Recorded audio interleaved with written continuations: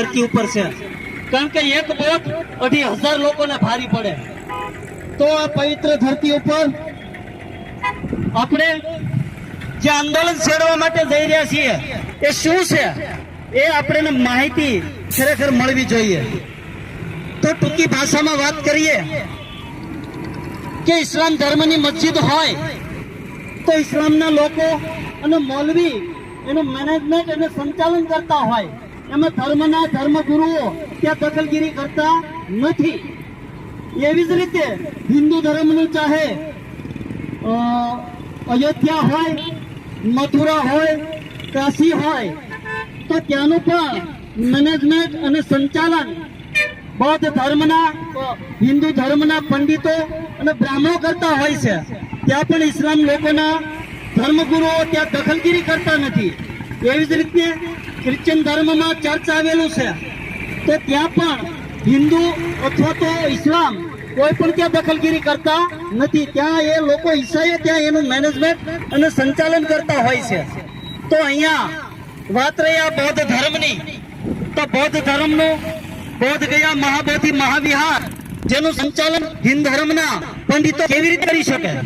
તો જેના માધ્યમથી પંતેજીએ જે વાદી કે જ્યારે ભારતને સંવિધાન લાગુ ન હતું એ પહેલા 1949માં જે બીટી એક્ટ લાગુ કરવામાં આવ્યો કે આ જગ્યાનું મેનેજમેન્ટ અને સંચાલન જે તે સમયમાં 4 હિન્દુઓના પંડિતો, 4 બૌદ્ધ અને ત્યાંના ડિસ્ટ્રિક્ટ કલેક્ટરને સોંપવામાં આવ્યું.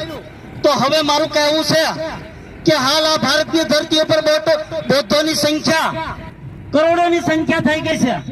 તો હવે અમારી જે ધર છે, અમારું જે પવિત્ર સ્થળ છે, હિન્દુના હાથમાં ક્યારેય ચલાવી નહીં શકીએ.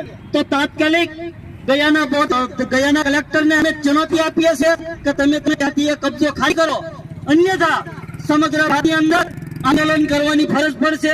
રસ્તા રોકો. અમે બૌદ્ધના વારસદાર છીએ, બૌદ્ધને શાંતિપ્રિય સમજીએ છીએ અને શાંતિના માર્ગ પર લઈ જવા માંગીએ છીએ. એવો સિંહ બને કે જે શાંતિનો સંદેશ આપનાર વ્યક્તિ આ રોડ ઉપર જયારે ઉતરશે તો ભારતની પબ્લિક અશાંતિવાળા લોકો એને જીવ મુશ્કેલ પડશે. કારણ કે બૌદ્ધ રાષ્ટ્ર વિશ્વમાં ઘણા બધા દેશ છે, આજે પણ બૌદ્ધ મંદિરમાં વિશ્વના લોકો બૌદ્ધ સમર્થન માટે આવી રહ્યા છે.